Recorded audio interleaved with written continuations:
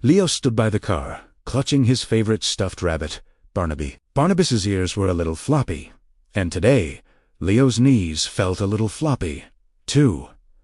"Have a great time, sweetie," Mom said, giving him a squeeze. Leo watched the car pull away. Even though Grandma's house was only 20 minutes from his, it felt like it was on the other side of the moon. Grandma's house smelled like cinnamon toast and old books, which was nice, but it wasn't the smell of home. Inside, Grandma had a plate of chocolate chip cookies waiting. They were warm and melty. But Leo had a few what-if bubbles floating around in his head. What if I can't sleep because the shadows look different? What if I forget where the bathroom is in the dark? What if I just really, really miss my own bed? Grandma saw the little frown on Leo's face. She didn't say, "Don't be silly."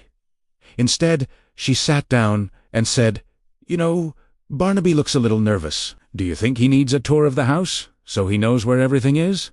Leo nodded. They walked through every room. Grandma showed him the magic nightlight in the hallway that turned on all by itself, and the basket of extra fuzzy blankets in the living room. When bedtime rolled around, the what-if bubbles started to get bigger.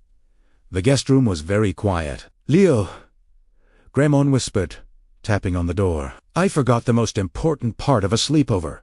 We can't sleep in beds. That's 4 regular nights." Together, they dragged the couch cushions into the living room. They draped a big, sparkly quilt over 2 chairs to make a grandma-sized fort.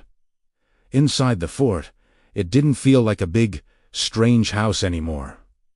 It felt like a secret club. Grandma brought out a flashlight, and they made shadow puppets on the quilt walls. A bumbling elephant, a snapping crocodile, and a very wiggly rabbit.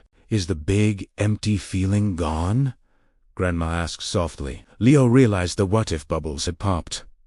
"Yeah," he yawned. "I think the cookies popped them."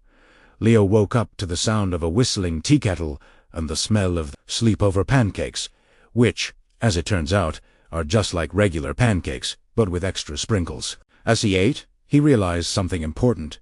He still loved his own room and his own bed. But Grandma's house was like a second home he'd just discovered. When Mom and Dad pulled back into the driveway, Leo didn't run to the car right away. He gave Grandma a giant hug first.